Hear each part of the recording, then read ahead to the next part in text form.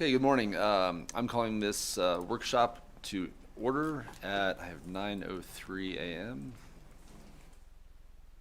For the record, I am Mark Voloshin, Deputy Secretary of State for Elections, and I will be conducting this regulations workshop today. First and foremost, if you are interested in participating in this event, you can call 1-888-475-4499 and then provide the meeting ID. The meeting ID is 886-7819-7051. Again, that is 1-888-475-4499 with a meeting ID of 886-7819-7051. When prompted for a participant ID, press pound. Then press star 9 to take your place in the queue. Starting with agenda item 2 now, and moving on to the general public comment period. Agenda item 2 is public comment on matters other than the LCB file numbers listed in the agenda today. Comments will be limited to 2 minutes per person for this specific period of time for the public comment. Is anyone interested in providing public comment about a matter not on the agenda? If so, please come forward, identify yourself, and spell your name for the record. There's no one here in Carson City interested in public comment. Down in Las Vegas? And broadcasting, could you, thank you, perfect. There's someone there. Okay, nobody in Las Vegas. Broadcasting, anybody on the phones interested in providing public comment on a matter not on the agenda? If you'd like to participate in public comment, please press star 9 on your phone to take your place in the queue.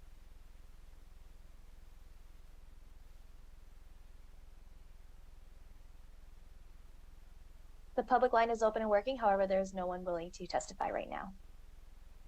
Excellent, thank you. At this time, I'll close public comment on matters other than the LCB file numbers in the agenda, and we will move on to agenda item number 3. Agenda item number 3 is an introduction to the workshop process. It is noted for the record that the regulations will be addressed one at a time in numerical order. Public comment will be taken in the same order, and public comment on a particular regulation will be closed before moving on to the next regulation. Before public comment is opened on each regulation, I will read into the record a summary of the proposed changes. Before we begin, I want to clarify a few things. Our discussion today during this workshop will be focused on the proposed regulations listed in the agenda. We should not discuss changing statutes, which are, of course, created by the legislature. This regulatory process will not alter any existing laws. Regulations, after all, cannot make something illegal that is otherwise legal, nor make something legal that is otherwise illegal. These regulations in this regulatory review are intended to update our regulations based on experiences learned from the previous election cycle and county clerk and registrar input with the expressed intent of increasing security and transparency. Furthermore, we are here today because of 2 specific statutes, NRS 293.124 and NRS 293.247. NRS 293.124 establishes the Secretary of State as the Chief Officer of Elections. It states, quote, "The Secretary of State shall serve as the Chief Officer of Elections for the state. As Chief Officer, the Secretary of State is responsible for the execution and enforcement of the provisions of Title 24 of NRS and of all other provisions of state and federal law relating to elections in the state. The Secretary of State shall adopt regulations as are necessary to carry out the provisions of this section," end quote. NRS 293.247 states, quote, "The Secretary of State shall adopt regulations not inconsistent with the election laws of this state for the conduct of primary, presidential preference primary, general, special, and district elections in all cities and counties," end quote. There's a lot more to it, but those provisions are what have brought us here together today. If there are general questions about elections procedures, I'll be able to discuss them as long as they relate to the proposed regulations. If there are questions that extend beyond the regulations on the agenda, I would be more than happy to set up a separate meeting at another time. To do so, please contact me at nvelect@sos.nv.gov. This is the public workshop for the Secretary of State Elections Division's proposed regulations with the LCB file numbers R011-23P, R012-23P, and R015-23P. The text of all proposed regulations have been provided. The notice of workshop to solicit comments on proposed regulation was noticed at all required locations on August 11th of 2023. Each of these documents is hereby submitted into the record. As of this morning, the Secretary of State has received written public comment from multiple organizations and individuals. The written public comment received by the Secretary of State's office is hereby submitted into the record. A few administrative notes. I will be taking notes while you are providing comments. If you see me looking down, it is because I am typing. Once I get to the public comment, I will first take public comment here in Carson City, then in Las Vegas, and finally via Zoom. To be clear, this meeting is a discussion. If you ask a question, as long as it is related to the agenda item, I will be able to answer it. Please keep in mind the purpose of these meetings is so that we can get your thoughts and suggestions on the proposed regulations. Once we are complete here today, my team and I will discuss and analyze your suggestions, bringing them to the county clerks for input if necessary, before ultimately making recommendations to the Secretary. Finally, I understand that discussions about elections can get intense, and I am excited about talking with you today, but I must ask that each of you treat each other with dignity and respect. Your fellow Americans in this room and on Zoom and listening in today may have different opinions, but they are worthy of your courtesy. Agenda item number 4, the workshop regarding proposed amendment LCB file number R011-23P.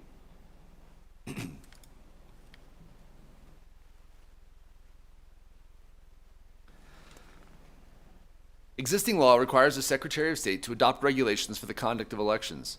Section 2 of this regulation requires not later than 60 days after the date of an election, each county clerk to report to the Secretary of State the number of 1, surrendered mail ballots that were not cast but were dropped off at each ballot drop box or polling place, 2, mail ballots cast for that election that were dropped off at each ballot drop box or polling place, 3, voters who registered to vote in person during the period for early voting by personal appearance and on election day, 4, voters who updated voter registration information during the in-person early voting period and on election day, and 5, voters who registered to vote by computer during the period for early voting by personal appearance and on election day.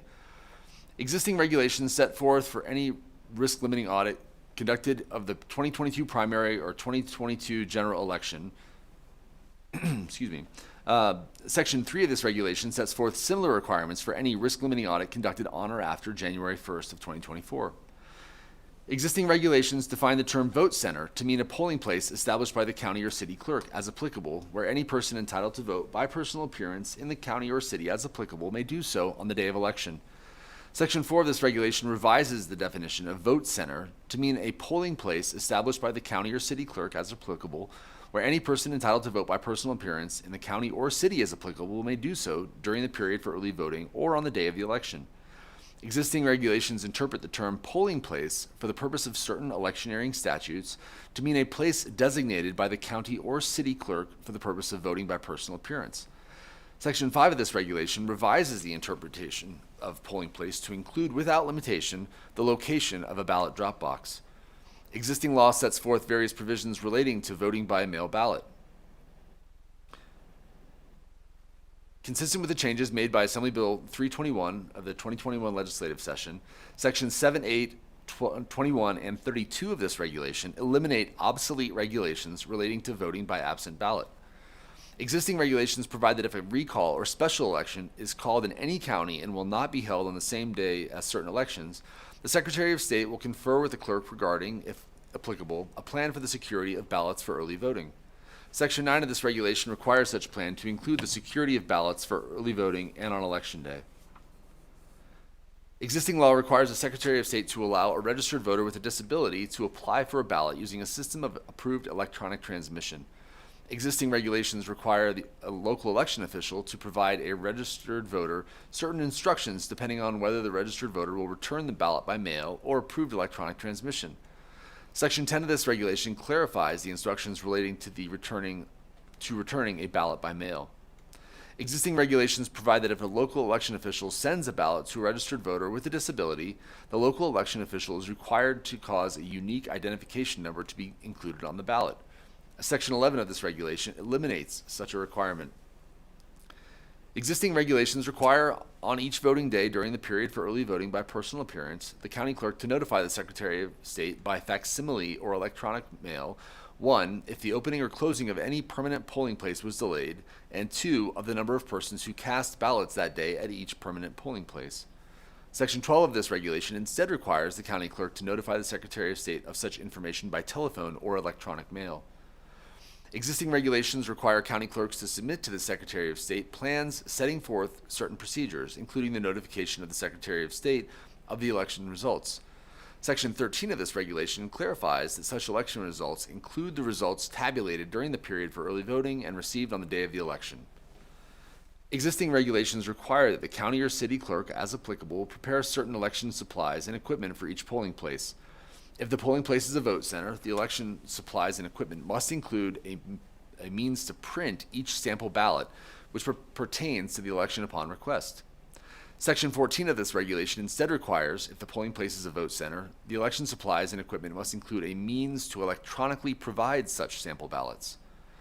Existing regulations require at least 2 days before any election, every county and city clerk to prepare certain notices or other materials required to be posted at a polling place.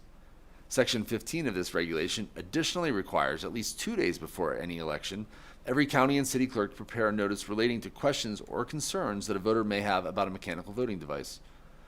Existing regulations require each member of the election board to not permit any person to enter a voting booth until he or she ascertains that the person understands how to operate the vote recording device. Section 16 of this regulation eliminates such requirement.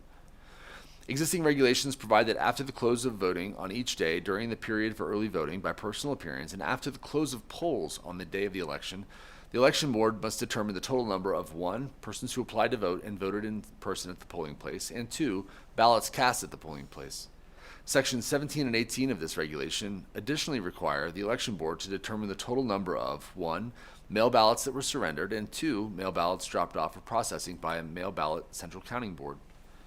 Existing regulations set forth the requirements for a county clerk to conduct a post-election certification audit of voter verifiable paper audit trails, or VVPATs, randomly selected to ensure that the paper recording produced by a VVPAT accurately records all votes cast by voters on a mechanical recording device.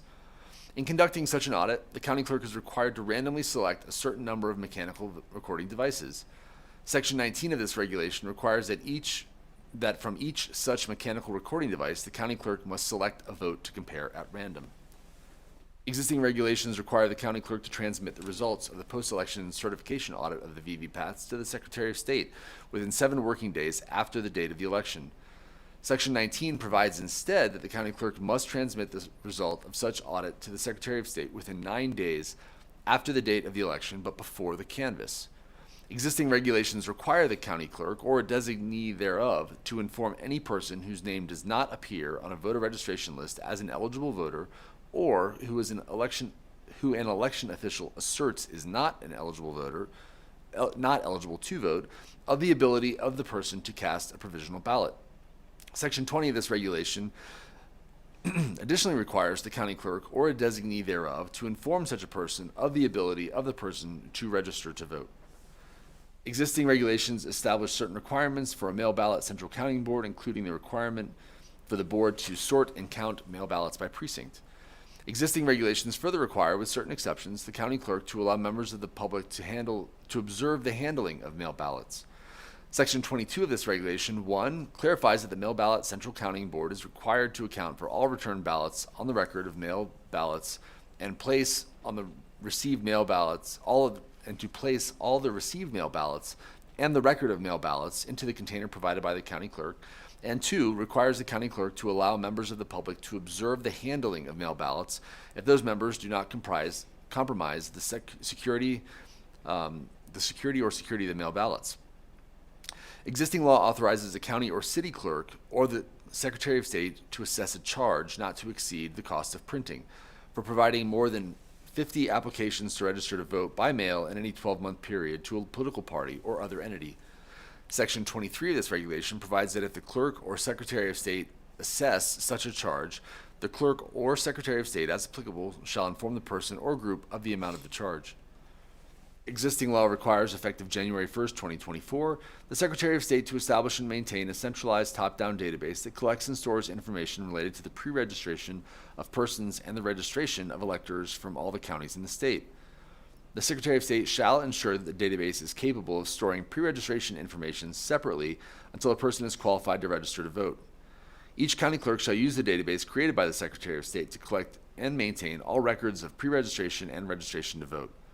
Existing regulations require each county clerk to establish and maintain a computerized database of the registered voters in the county.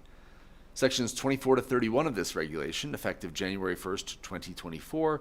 1. Eliminate obsolete references to the computerized databases that each county clerk is required to establish and maintain relating to voter pre-registration and registration.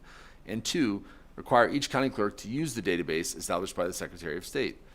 Section 6 of this regulation revises an obsolete reference to federal law.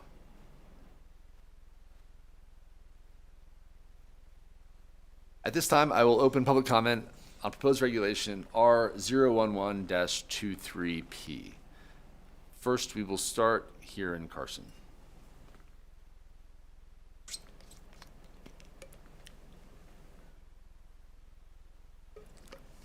Seeing none. Then we'll go to Las Vegas. Is there anybody in Las Vegas who's interested in providing public comment on proposed regulation R011-23P? Seeing none. Broadcasting, is there anybody on the phone interested in providing public comment relating to proposed amendment or proposed regulation R011-23P? To provide public comment, please press *9 now to take your place in the queue.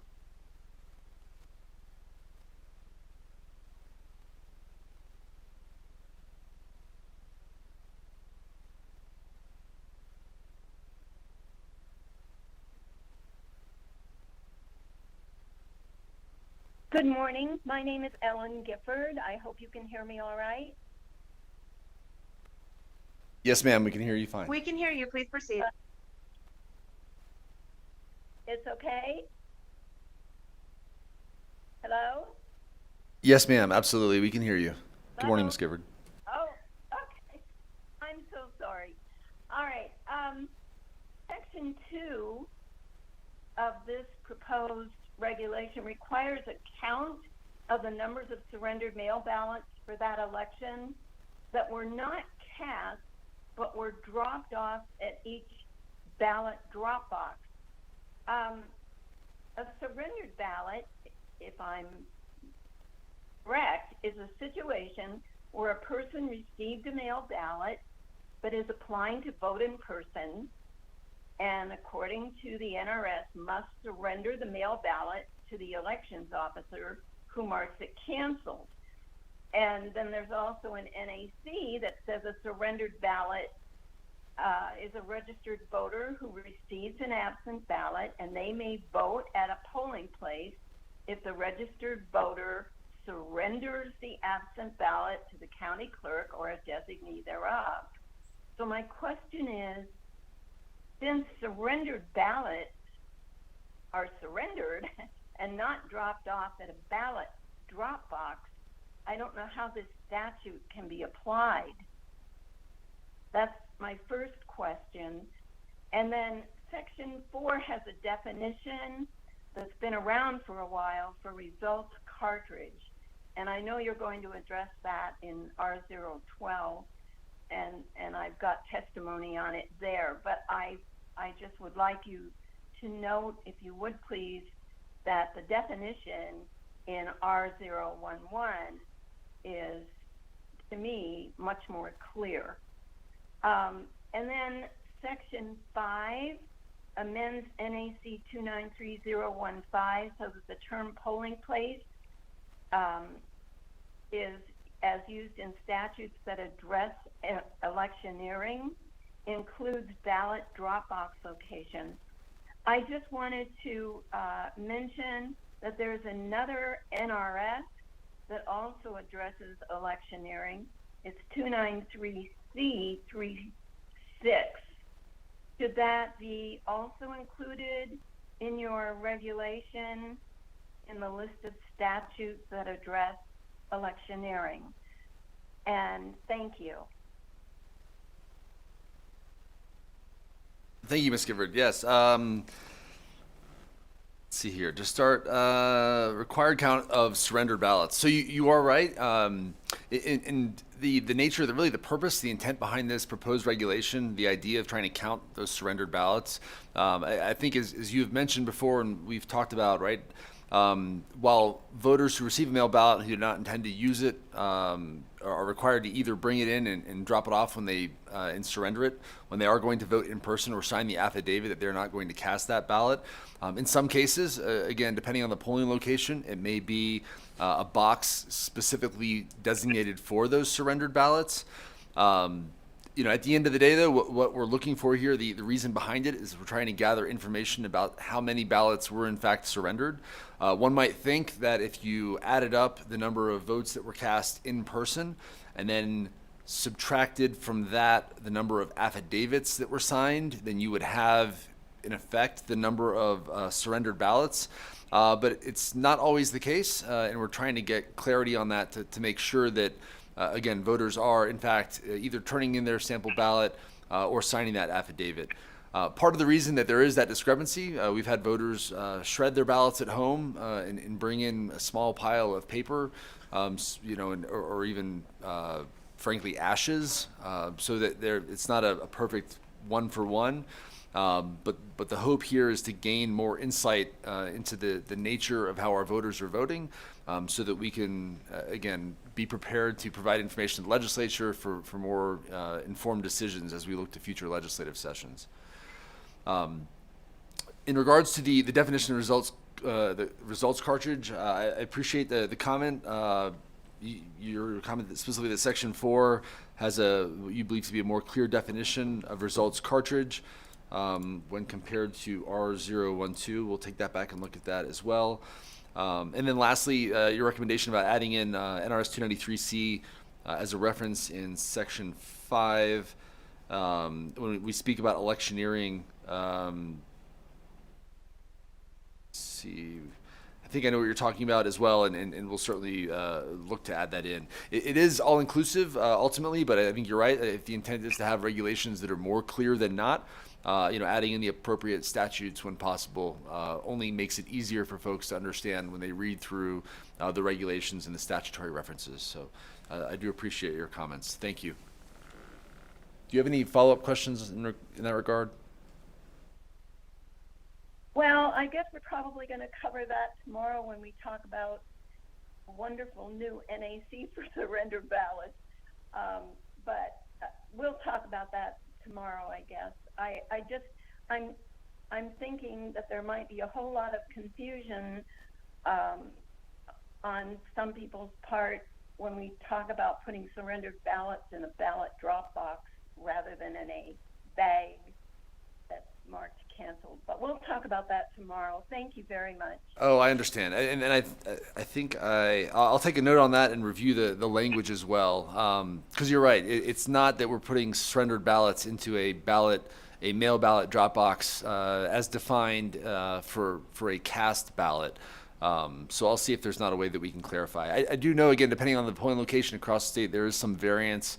In some cases, right, those voters hand their ballot in that they intend to surrender to an election official who then puts it into a bag, as we had talked about before. In other cases, again, larger venues where they will actually have a box set up specifically for those surrendered ballots. But I see your point, and we'll look into that as well. Thank you. Thank you. We have no more callers wishing to participate in public comment. Thank you. At this time, then, I will close public comment regarding proposed regulation R011-23. And we will move down to agenda item number 6, workshop regarding proposed regulation R012-23P.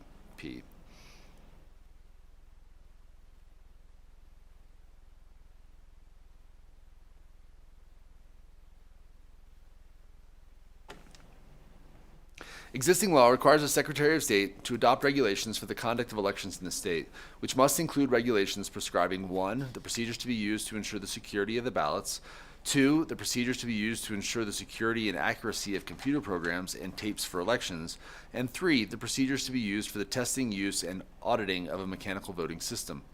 Existing law authorizes a county clerk to create a ballot duplicating board whose duties include receiving damaged ballots and preparing exact copies of damaged ballots that are serially numbered so that the duplicated ballots may later be counted. Existing regulations require a ballot duplicating board to 1. Duplicate a ballot that is damaged or defective, and 2. Log the duplicate ballot and the serial number of the duplicate ballot in the ballot duplication log. Section 3 of this regulation additionally requires a ballot duplicating board to 1. Duplicate a ballot that is received through a system of approved electronic transmission, and 2. Affix a unique serial number on the duplicate ballot. Existing regulations require each county clerk and city clerk to maintain a written documentary record for mechanical voting systems, mechanical voting devices, and other voting devices, which includes 1. Records of transports of mechanical voting systems, mechanical voting devices, and other voting equipment, and 2. Chain of custody records for mechanical voting systems, mechanical voting devices, and other voting equipment. Section 4 of this regulation additionally requires each county clerk and city clerk to maintain a written documentary record of the serial numbers of each mechanical voting system, mechanical voting device, and other voting equipment that is repaired or replaced, including without limitation, the date the mechanical voting system, mechanical voting device, or other voting equipment was sent for repairs or replacement, and 2. A description of the repairs or the serial number of the replacement mechanical voting system, mechanical voting device, or other voting equipment as applicable. Existing regulations require that each county and city clerk, not later than the 90th day before the general election, submit to the Secretary of State for approval a plan concerning the procedures to be used to ensure the security of the ballots, results cartridges, voter verifiable paper audit trails, election media cartridges or memory devices, blank ballot stock, chain of custody records, and access controls.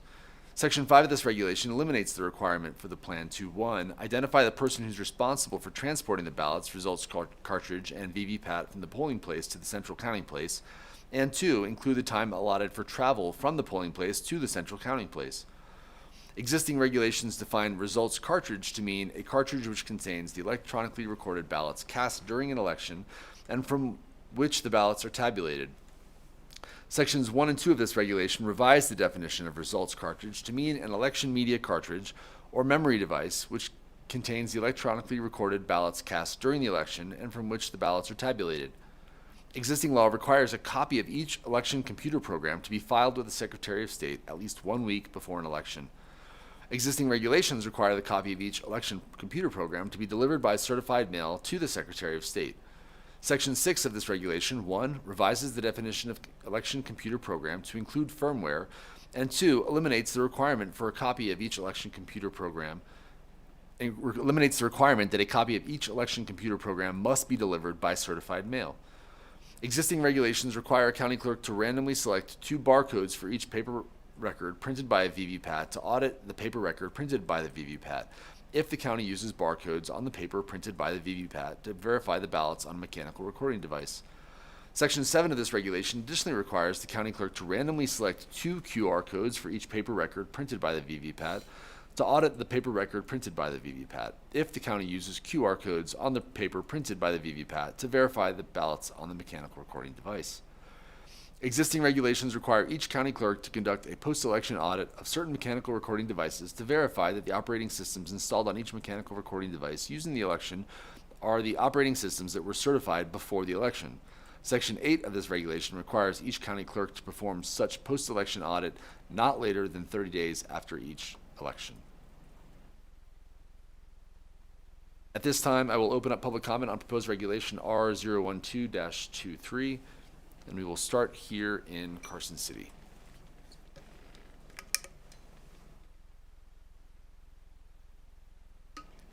Seeing no one in Carson City, we'll go to Las Vegas. In case there's anybody in Las Vegas interested in providing public comment on proposed regulation R012-23. Seeing no one in Las Vegas broadcasting, would you be able to check the phone lines for me, please? If you'd like to participate in public comment, please press star 9 on your phone to take your place in the queue.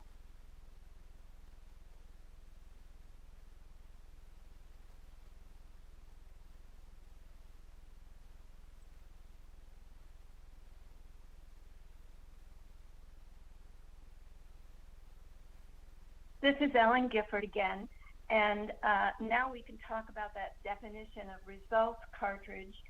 I just would like to suggest that the definition that's already there, the one we saw in R011, a cartridge which contains the electronically recorded ballots cast during the election, is so much clearer. The election media or memory device just in my mind elicits the need for a definition in itself.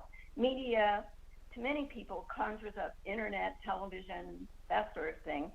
And in section 5 of R012, these two different definitions are treated like two different items. The results cartridge and the elections media cartridge or memory device are treated like two different items, like I say in section 5. So it just seems confusing to me. And I know that this definition appears many times, not just in your regulations, but some of them are amended and some of them are not, or at least two of them are, and others are not. So it's just rather confusing to me as to why we even needed to make this change at all. And then 2B appears to be eliminating an important chain of custody documentation. Proper chain of custody was a huge issue in 2022. Could that be explained as well? And thank you. Yes, ma'am.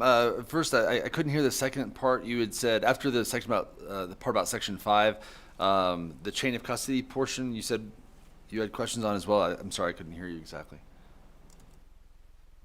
Just questions Yes, about the. I'm sorry. It appears that they're trying to eliminate the documentation of the chain of custody, and I don't quite understand that, because chain of custody was a big problem in 2022.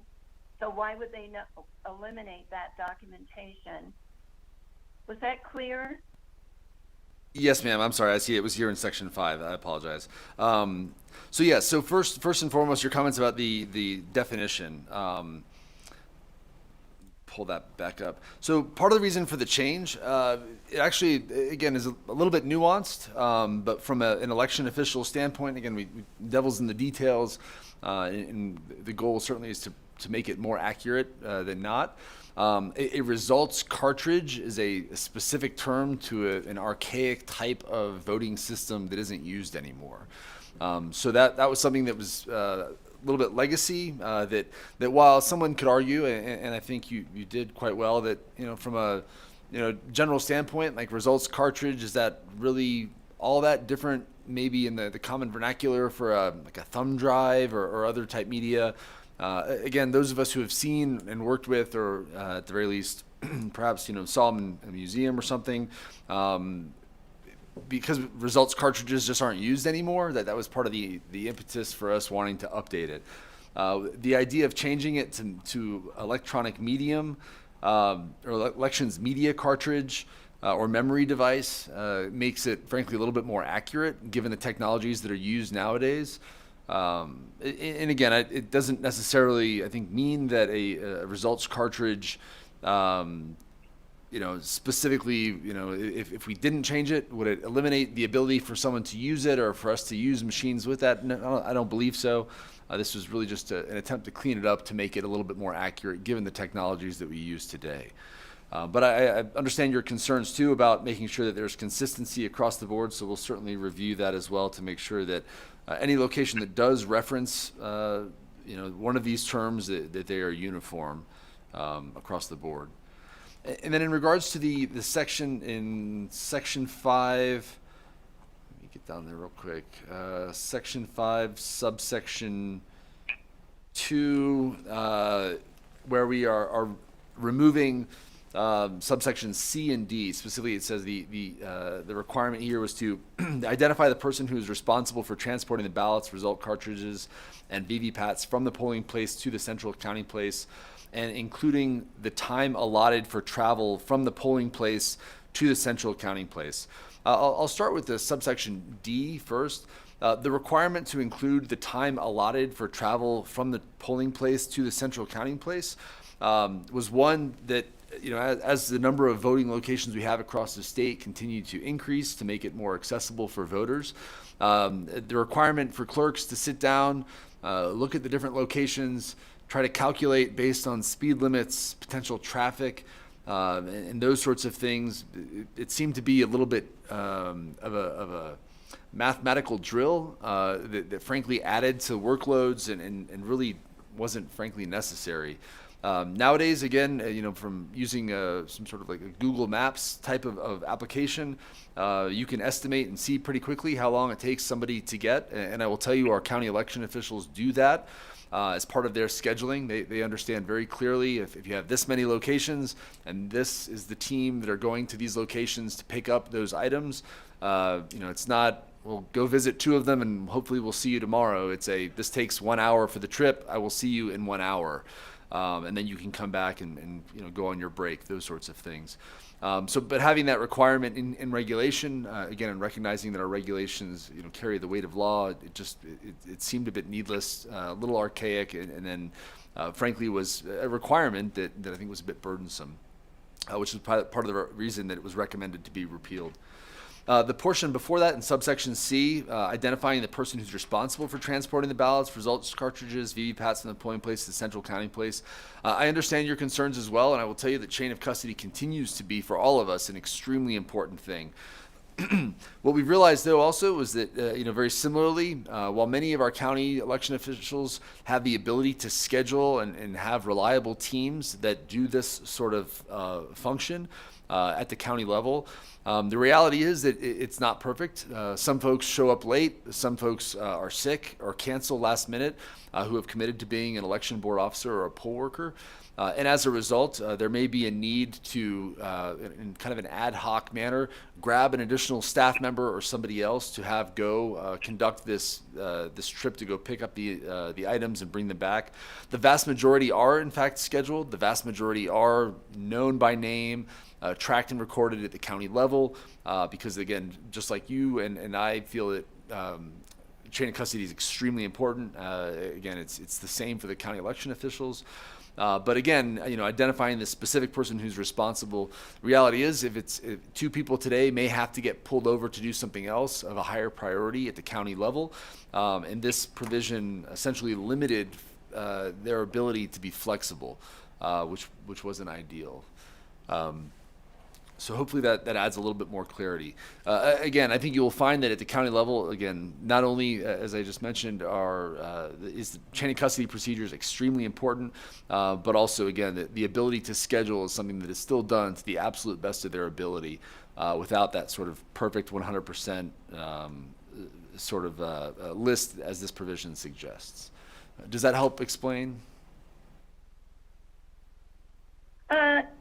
Well, kind of, yes. I just feel like taking that out of there, out of sight, out of mind, I guess. I think it would be a good idea to have this checklist so that the clerk can try. I understand people may not show up, but at least take care of it before, without having at the last minute say, oh my gosh, I've got to figure out who my team is going to be to transport this stuff. It just seems like a good idea to me that would be on the checklist. And I do wholeheartedly agree that the more we can schedule, the more, and I know this is something that our clerks talk about very frequently, that their, I don't want to say favorite, but the more reliable and dependable an election worker is, the higher up they rate, so to speak, in the clerk's minds, right? When you have folks that you have very critical roles, such as this, to going and picking things up, to having someone call in or just not show up can be extremely detrimental to the conduct of the administration of those elections at the county level. So I honestly don't know of an exception where they don't track this information and schedule it. It's just not a requirement at the state level, if that makes sense. But I understand your concerns. We'll certainly continue to review and discuss it and see if there's a way that we could perhaps reframe the requirement such that they are still capturing it somewhere for public awareness. Well, maybe you can provide them with a checklist in the training that you do. Certainly an idea as well, or perhaps even in the elections procedure manual. I know those are certain things that we're discussing as well and potentially could incorporate. Thank you. There are no more callers wishing to participate at this time. Thank you. At this time, I'll close the public comment on proposed regulation R012-23. And we will move to agenda item 8, the workshop regarding proposed regulation R015-23P.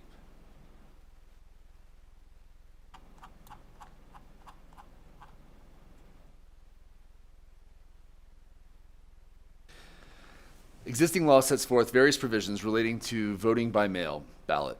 Assembly Bill number 321 of the 2021 legislative session repealed provisions of law governing voting by absent ballot. Consistent with the changes made by Assembly Bill 321, Sections 1 and 2 of this regulation repeal certain obsolete regulations relating to voting by absent ballot.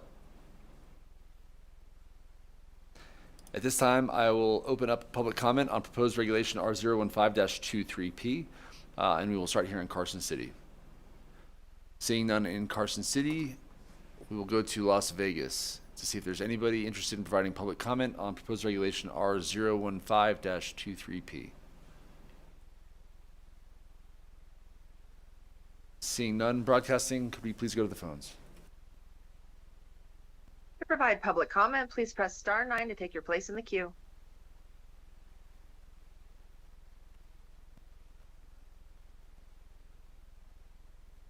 We have no callers wishing to provide comment at this time.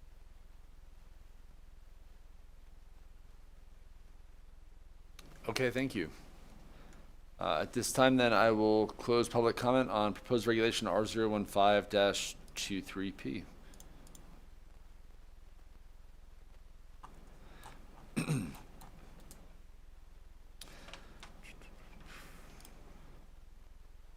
At this time, we'll open general public comment. General public comment is intended for comments on items not on the agenda. If anybody's interested in providing general public comment on an item not on the agenda, you will have a 2-minute limit. We'll start here in Carson City. Is there anybody interested in providing public comment on an item not on the agenda? Seeing none, we'll go to Las Vegas for public comment on any item not on the agenda. Seeing none, broadcasting, can we check the phones, please? If you'd like to participate in public comment, please press star 9 on your phone to take your place in the queue.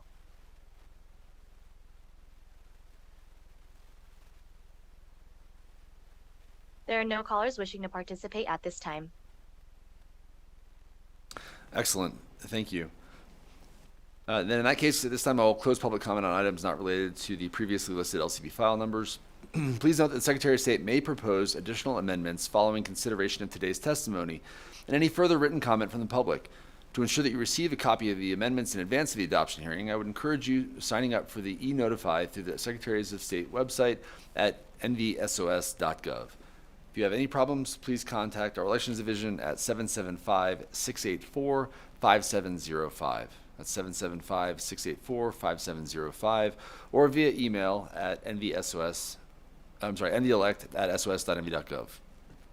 Otherwise, thank you for all your comments and involvement today. This public workshop is adjourned. Thank you.